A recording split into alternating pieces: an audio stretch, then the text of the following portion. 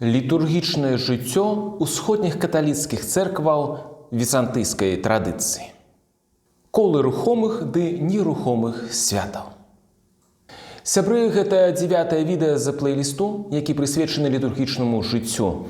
І калі вы тут упершыню, то раю вам пачаць з першай катэхезы. Спасылка на яе з'явіцца недзе вось тут. У гэтым жа відэа мы дазнаемся пра колы рухомых і нерухомых святаў, а таксама пра цэнтры, вакол якіх яны ўзніклі.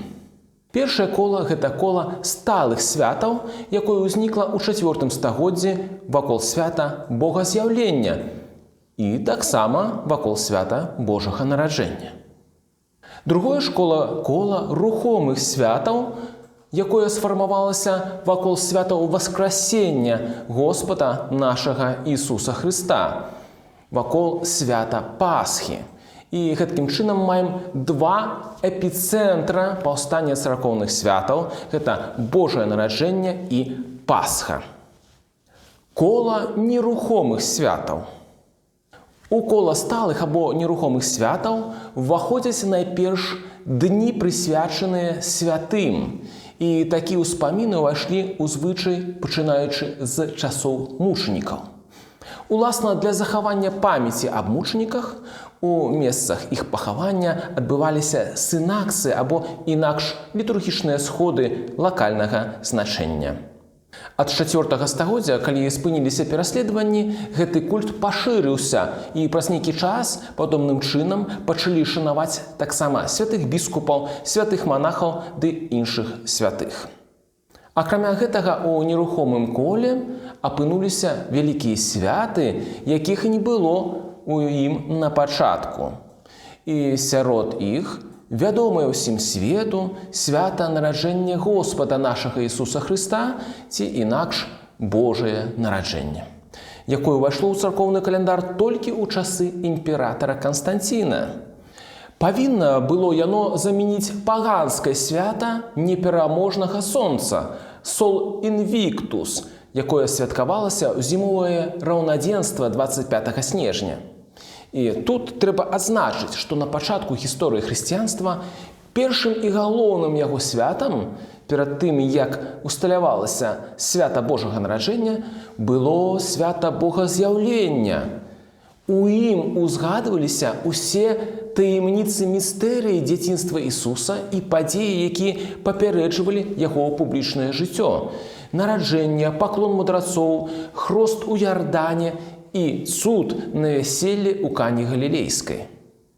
Канешне, мы не сцверджваем, што Ісус нарадзіўся 25 снежня, таксама як не сцверджваем, што дабравешчанне адбылося 25 сакавіка, 9 месяцаў перад Божым нараджэннем, што абрэзанне адбылося 1 студзеня, а ахвяраванне ў святыні 2 лютага, 40 дзён пазней і гэтак далей.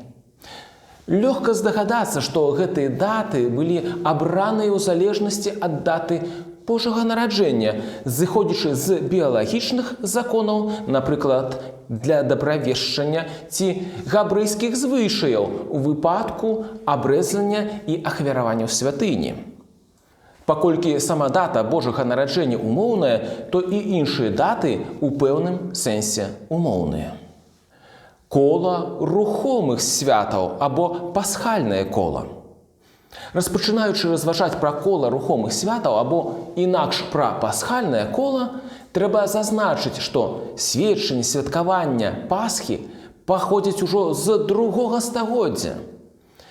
Святкаванне апошніх дзён Вялікага тыдня, Вялікая пятніца, Вялікая субота і Вялікдзень, які ў лацінскай традыцыі называюць пасхальным трыдумам, пачалося ў Іерусаліме ў 4 стагоддзі. Было гэта звязана у вялікай ступені з тым, што месцы, асвячаныя зямным жыццём Ісуса Хрыста, сталі даступнымі як месца культа. Тут былі пабудаваныя базылікі і цэрквы, асабліва на Галгофе і на месцы апошняй вячэры. У гэтыя месцы пачалі скіроўвацца пілігрымы. Пасля пасхальнага трыдума наступае пасхальны перыяд. Отец Борис Бабрынскі ў сваёй кнізе «Літургічнае жыццё» падкрэслівае: Перыяд ад Вялікдня да Пятидесятніцы ўтварае інтэгральную цэласнасць, а слова «пятидесятніца» можа азначаць як увесь 50-дзённы пасхальны перыяд, гэтакі сам 50-й дзень пасля Вялікдня. Канец цытаты. Агульнай жа тэмай гэтага ўсяго перыяду з'яўляецца пасхальная таямніца, містэрыя ўваскрослага Господа Ісуса Хрыста. Але як жа быць з тэмай спаслання Святога Духа? Тэма сыходу Святога Духа з'яўляецца толькі ў канцы 4 стагоддзя. І айцец Бабрынскі тлумачыць гэта тым, што ў першых стагоддзях у свядомасці царквы Святы Дух быў не столькі тым, каго ўзгадваюць, але перадусім той сілаю, дзякуючы якой мы можам памятаць пра Ісуса Хрыста. Вось як пра гэта гаворыць апостал Павел. Дык ніхто не можа сказаць «Господ Ісус, як толькі ў Духу Святым». Канец цытаты. Іншымі словамі, мы ўваходзім у прысутнасць Ісуса памёрлага і ўваскрослага, а Ён становіцца прысутны ў нашым жыцці. Гэты таямнічы прарыў у часе і прасторы і з'яўляецца, уласна, справай Святога Духа. Вось чаму да 4 стагоддзя, пакуль не было патрэбы нагадваць вернікам пра яго ролю, ён, Святы Дух, не меў асобнага свята. І толькі пасля канфрантацыі з духаборамі, паўар'янамі, якія запярэчвалі боства Святога Духа, царква ў поўні ўсведаміла, што Святы Дух ёсць не толькі дынамікай малітвы і праслаўлення, не толькі жывой атмасферай і месцам славы, але таксама і аб'ектам славы, што Ён ёсць тым, хто атрымоўвае роўнае пакланенне і славу разам з Айцом і Сынам. Так з'яўляецца патрэба больш выразнага ўключэння рэфлексіі на тэму трэцяй асобы Святой Тройцы ў богаслужэнне царквы. Вось тады Пятидесятніца і стала святам Святога Духа. А цяпер, дружа, калі хочаш праверыць, ці ўсё добра запомніў, можаш адказаць на наступныя пытанні. З якіх колаў складаецца гадавое кола?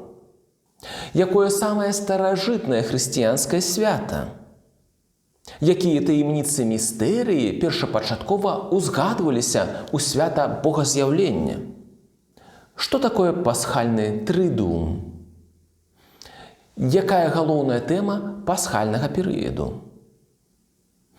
Чаму тэма сыходу Святога Духа з'яўляецца ў богаслужэнні толькі ў канцы 4 стагоддзя?